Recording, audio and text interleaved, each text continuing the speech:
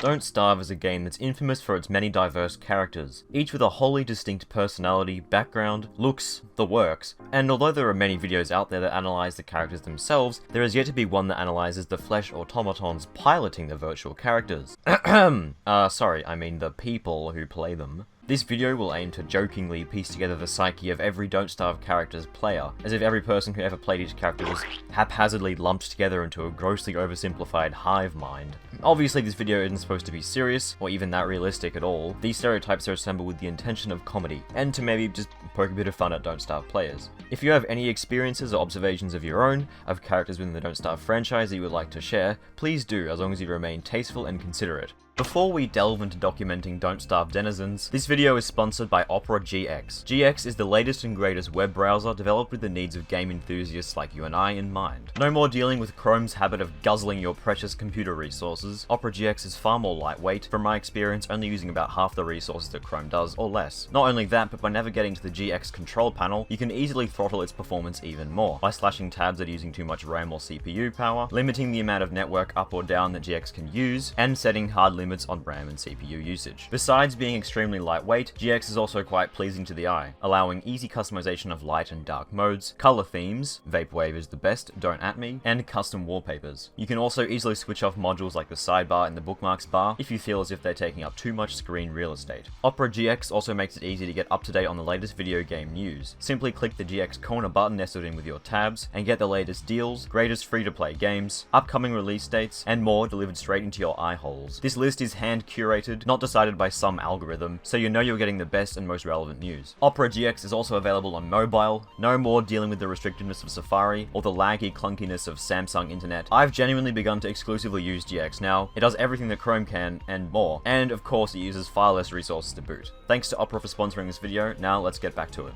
Without further ado, let us continue. There are flesh automatons to be documented. Sorry, people.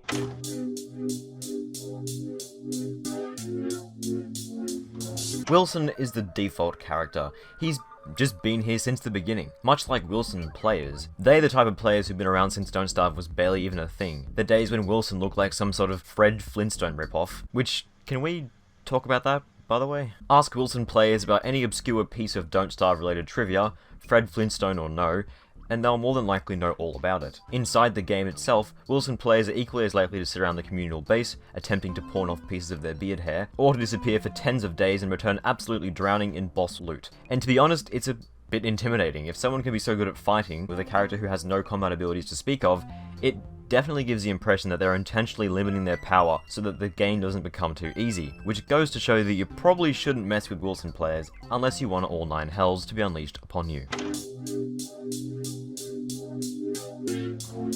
Now, okay, out of all the character stereotypes in this video, this is the one that I'm probably the most likely to get flack for, so I just want to preface this with one thing. Don't shoot the messenger. I don't make the rules. Willow players are renowned for being the ones most likely to spread fire around places, which, you know, doesn't really make that much sense because any character can make a torch with 2 sticks and 2 grass. You know, those 2 things that are found everywhere. I guess playing as Willow might save like 10 seconds?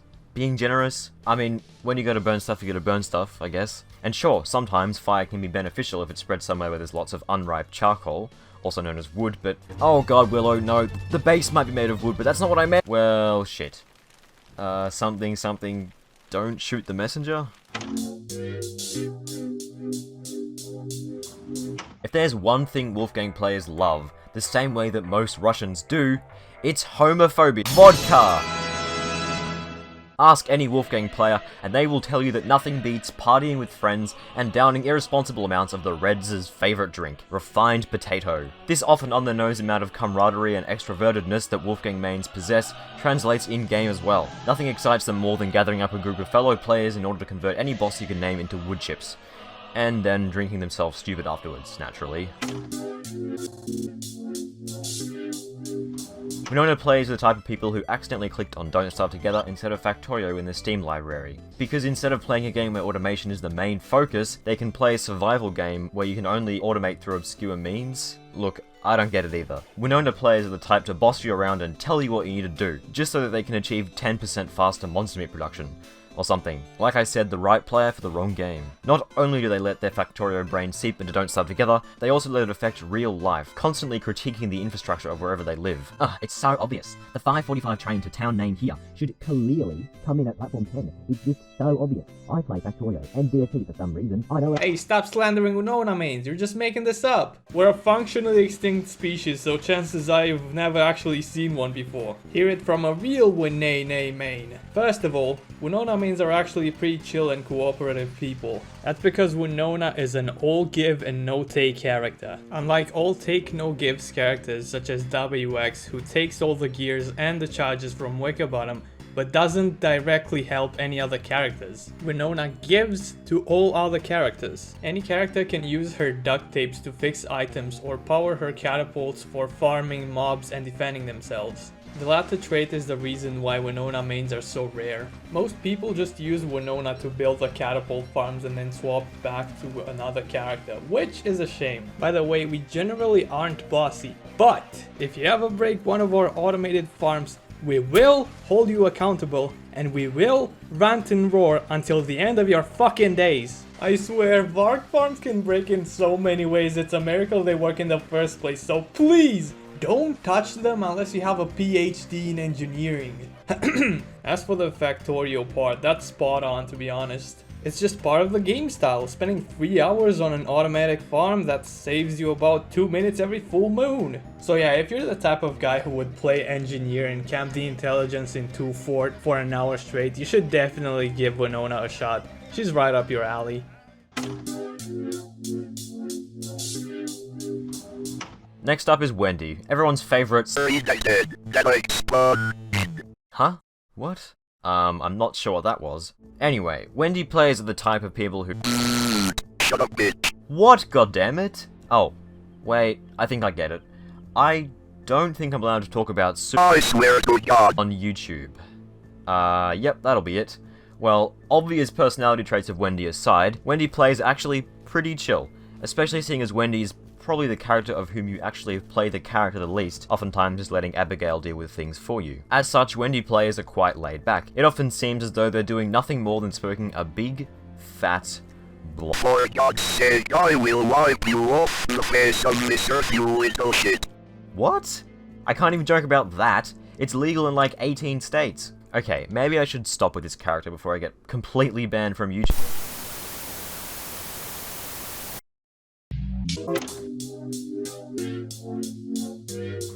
WX78 players are always in need of a quick, easy dopamine hit. Their spare time is often spent in the queue for one of many potential stores, eager to spend any spare cash they may have on various bits and bobs that they'd be lucky to use more than once. They are probably subscribed to multiple loan shark, money lending services, which enables them to impulse purchase even more useless trinkets and further sink themselves into an unpayable debt. Now, how do you know all this, Freddo, and why is this description so incredibly specific are probably some questions that are floating around out there, but when you look at the average WX player in-game, I dare say that it's pretty obvious where these notes come from. Think about it, what do WX players do? They run straight to the ruins because they want a quick dopamine burst. The ruins are full of enemies to kill, stuff to loot, and is pretty straightforward as the robot because of the vast amounts of gears. Then, what do they do after the ruins have been cleared? They leave, bored, and just ready to move on to the next thing. That's what I thought. Call me a behavioral psychologist, which I am not. Don't call me that, actually.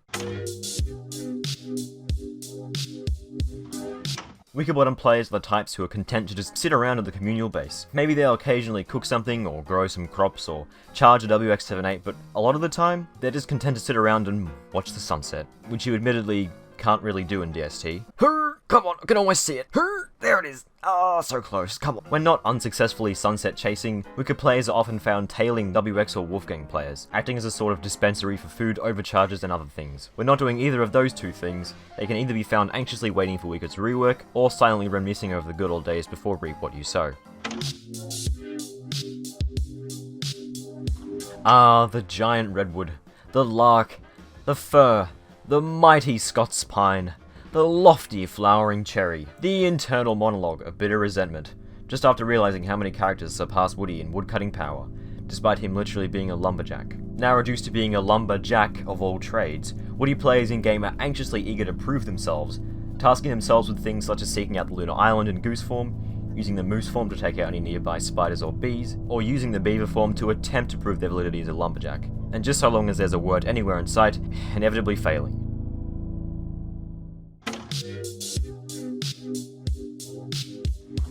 Wes players are one of two things. Either A, they perfectly embody the character they play, never uttering even a sound,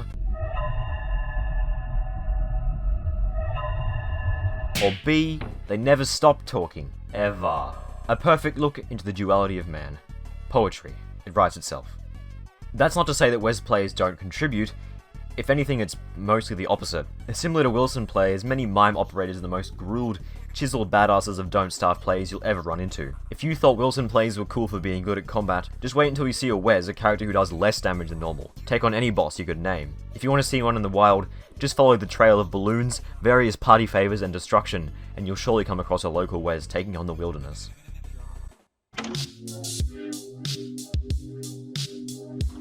Maxwell players have always struck me as the type of people to be stuck in a dead-end 9 to 5, slaving away behind a screen for however long each day, just so they can make ends meet. Can you file these files, please? At night, when they sleep, Maxwell players dream of the day when they'll finally be free of corporate hell, when they'll be able to ascend and go on an adventure, or go out and live in the middle of nowhere and write a novel, or sail around the world, or maybe even become a Shadow Lord in control of a fictional reality. Before their lucky break arrives, however, Maxwell players are forced to dream by playing a gross amount of video games in their spare time. Escapism in its raw form. Bonafide visionaries and dreamers, Maxwell players are the types in-game to already have the plan for their elaborate megabase in their mind hundreds of days before it's even built. Will they remain in the server long enough for their dreams to materialize and take form? Well, that's another matter and sadly remains to be seen.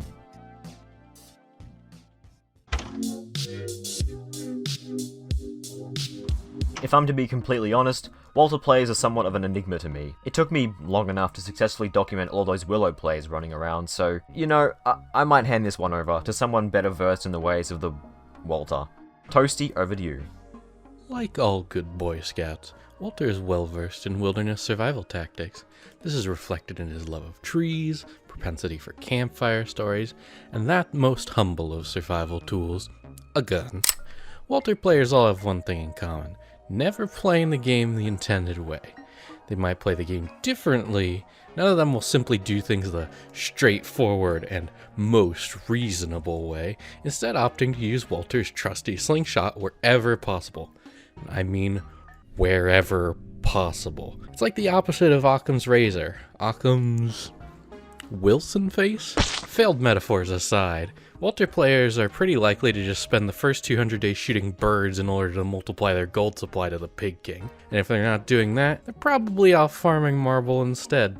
A typical Walter is likely to have an arsenal of bullets to rival Doomguy, and even then they'll save their cursed rounds because they might need them later. However, there is a rare and elusive third type of Walter player, who just plays them so they can avoid having to manage their sanity. That's all well and good until they get greedy kiting a deer cloths, try to land an extra hit, and then just immediately go insane and die to the shadow creatures. If a Walter player does manage to survive a few hundred days of their nonsense, they usually have a pretty good shot at defeating Fuelweaver, usually by teleporting out of the arena and then just shooting him with a couple thousand gold rounds. Just as long as they have enough cartilage left in their fingers to hold down F for about an hour.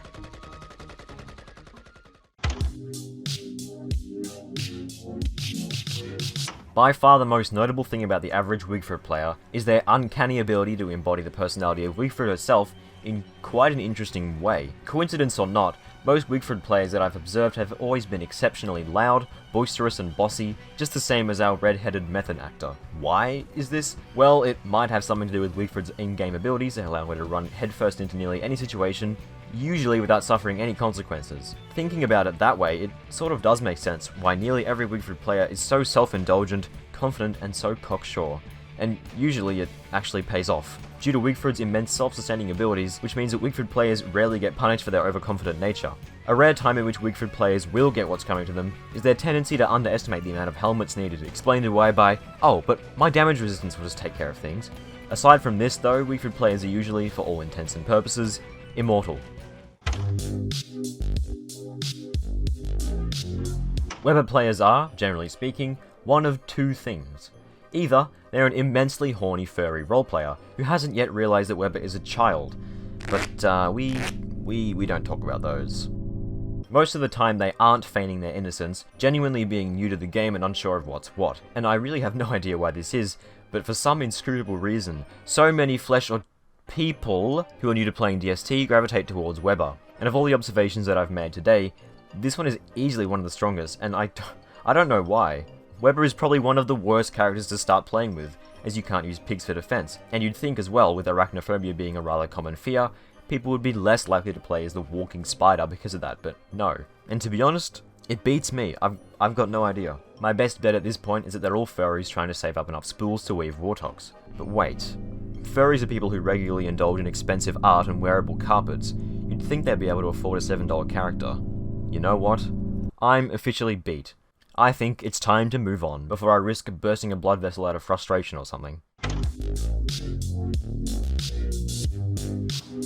Walani players are generally quite similar to Wigfrid players, in that they embody Walani quite well. And to be honest, since Walani is the first character discussed today who's only available in solo don't starve, there really isn't that much data to go off. But in short, Walani players are generally laid back, surprise surprise. They will only do things in game once they are required to or can be bothered, whichever comes last. Chances are this extends to real life as well. As we speak, they are probably sitting in a cloud of their own stench, wallowing in years' worth of neglected filth. Chances are, there are several undiscovered species of mold growing somewhere in this pigsty. Chances are, they haven't paid their taxes either for a similar amount of time, and are mere days from being publicly hanged by the IRS. Because I got 3 little letters for you, IRS. If they can get Capone, they can get you. Wally players are the type to collect fine art. Their personal definition of what counts as fine art, floating somewhere between actually meaningful and or visually pleasing work, and thing with a ridiculous price tag requiring little to no actual artistic skill to produce, that feels more like a raucous parody of art culture than an actual work of art. Lately, after being stuck in isolation for almost 2 years, Wally mains have resorted to buying NFTs instead of physical fine art. NFT, of course, standing for nothing. Somehow, these virtual strings of meaningless data hold less value than a common fruit stuck to a wall. The perfect thing for Wally players to blow their hard-earned cash on. Besides spending all their money on nothing, Wally players spend their spare time either A, trying and failing at cooking, or B, actually being able to cook. Consequently, they either play Wally to fill in the gap in their heart, created by that one time they somehow managed to burn instant noodles, or as a way to provide for their fellow players of DST by cooking them meals, bringing out their inner nonna, which is strangely wholesome for someone who likes contributing towards climate change so much. Wilbur players are really funny. Wilbur players are the best. The greatest of all time. Oh wait, that's a goat. Wilbur is a monkey. Is anyone actually going to find this bit funny? I don't really have anything to say about the funny monkey. I mean, it's a monkey. What is there to say? Can I go now?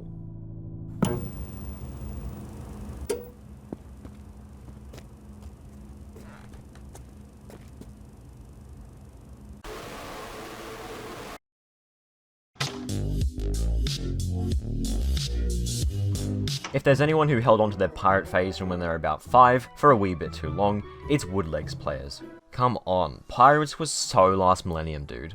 Either way, they still continue to be the adventurous type, being the most likely people to take you on a haunted house tour, or to explore an abandoned railway, or any other similar urban adventures. In-game, they play a similar way, trying to explore the world as fast as they can, and of course to find the greatest amount of booty along the way.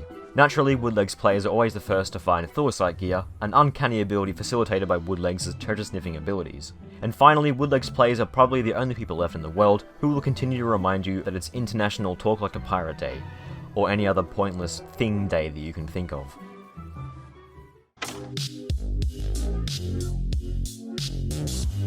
Wurt players are, more often than not, British citizens tired of the Queen's oppressive reign, and so they quietly rebel by playing as Wurt. Contrary to their real-life existence, as Wurt, they are able to fabricate as many Merm kings as they wish, who are no more than fodder for their vile experiments. An interesting way to strike back at Liz II's reign of terror, but wait, is this joke even going to make any sense to people who don't live in a Commonwealth country? Probably not. You know, how about we get an actual Wurt expert to discuss some Wurt players? Between crying about how little gold we have or crying about the fact that we can only eat about the 10% of the game's food items, or getting bullied by everybody simply for existing, as good players are often found grinding out the ridiculous amount of resources needed in order to build our precious merm houses. When not building a new post-civilization merm town run by a discount politude, good players can alternatively be found figuring out various ways to inject meat foods into not-meat dishes. A pro staple of any good main's repertory is the testy egg jam. For some unholy reason, one variant the eggs is a valid fistful of jam recipe. Don't ask me why, I don't know. Although, maybe that could be an easy way to feed any vegan friends you might have in real life. Just stir some eggs into whatever otherwise vegan-friendly food when you are cooking and voila. No, actually no, maybe don't do that. Despite Wagstaff's newfound prevalence in Don't Starve's story, Wagstaff players are generally few and far between, since Wagstaff can only actually be played in the single-player version of the game. That being said, what little amount of Wagstaff players exist are sort of like the unholy love child of Wilson and Winona players. They are quite likely to be somewhat of a lore buff, the same way that Wilson players are, and they also share quite a bit of that group's hardcore nature. Wagstaff's various trinkets and sprockets are similar to Winona's, and although he doesn't possess the same finagling finesse as her, his various gadgets and gizmos can similarly be used to speed up certain aspects of gameplay, although the weird obsession with trains isn't typically common between the two.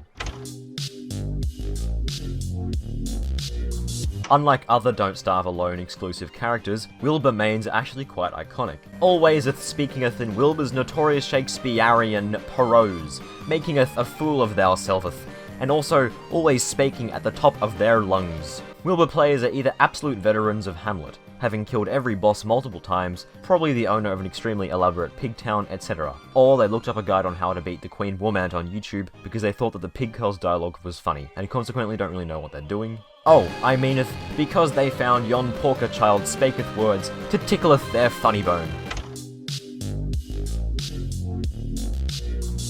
Commonly, Wormwood players the type would unironically refer to themselves as a green thumb in a conversation, just because they managed to grow a grafted cactus they got from the hardware store, because apparently a maidenhair fern and a succulent are the exact same thing. Regardless, if a Wormwood player tries to give you real world gardening advice, it's probably safe to assume that it's total tripe, and is more likely to kill your plants than anything else. Real life aside, in the game, Wormwood players almost certainly do know what's going on with that whole plant thing, it being the major perk of the character and such, and while they may not be able to tell the difference between a Dutch hoe and a trowel, they at least know the contents of the gardener hat front to back. Always eager to help, Wormwood players are the backbone of any self-respecting base's food production, at least when they're not busy being a living log printer. If ever there was a character who embodied the combined sweat of roguelite and Dark Souls fans into one culminated character, it's Wheeler. Wheeler players are furious forces of nature, able to make it through any boss fight by simply spamming her dodge move. I mean, through sheer skill! Wheeler's tiny inventory doesn't bother them, because chances are they were terrible at inventory management anyway, as with most things that require prolonged thought. I'm joking, that's a joke! Wortox players, when they're not locked up in a psychiatric ward, are the type of people who've spent far too much time staring at a D&D alignment chart, and possess the mistaken conception that being chaotic is a personality trait, when in reality it's much more commonly referred to as being a dipshit. Because of their chaotic nature, Wortox players will occasionally try to poorly roleplay as Wortox himself, but generally give up pretty quickly because, surprise surprise, thinking up clever rhymes on the spot isn't actually as easy as Dr. Seuss made it out to be. I mean, then again, he was kind of cheating by inventing about half the words he actually rhymed, smashily smimed. For people who are supposedly so chaotic, Wortox players sure do quite a lot of healing. Oh no, how wild and unpredictable of you, to aid your fellow teammates as a support character. What a character you are. When they're not prancing around, generally being an irritant, or bringing out their inner Dr. Seuss. Wait, no, I don't mean the bizarre wartime politics, although, since Wortox players are so wild and unpredictable, who's to really say? Finally, we have Wanda players. As of the time of writing, Wanda hasn't actually been around for that long, but I already have a small number of observations on the people who play her. Wanda players, much like Wanda herself, are always in a rush. Not just in the game, as you're probably expecting. They are fully aware of the fact that someday, life will catch up to them, and as such, they wish to waste as little time as possible. As such, Wanda is the perfect match for them. not only in personality and story, but in playstyle, as her elaborate webs of backtrack watches she's able to spin can ultimately save a lot of time. This definitely raises a couple of questions though. If Wanda players are so desperate not to waste a moment, then how come they play video games? Not only that, but if they're so desperate to make every second count, what happens when something nuanced comes along? If you're speeding through life so fast, what if something important comes by, but you're just going a little bit too fast to notice it? A dream job, a long-lasting friendship, or even the love of your life. Oh god damn it, what am I talking about? This is a YouTube video. Note to self, once I start giving out unwarranted life advice, I've officially taken it a bit too far. Jesus dude, stop. Speaking of time, it's been a long time since this video started, and you've been here for all of that time. Thank you for the time. Hopefully you've enjoyed this video in its entirety, and hopefully it was a bit of fun to talk about the flesh robots, the people who control each character instead of the characters themselves. If you want, feel free to share your own thoughts on various Don't Starve character stereotypes and what some of your own personal experiences might be. A massive special thanks to Gabriel, SirToasty, and Javi for appearing as special guests in this video. Be sure to go and check out their content, links in the description/pinned comment. I also wanted to thank Soundsmith for making the series that inspired this video. His TF2 character stereotype videos are really quite fantastic, and although I'm sure a decent number of you have already heard of this series before, if you haven't, it's definitely worth checking out. Thanks for watching, and I'll catch you later.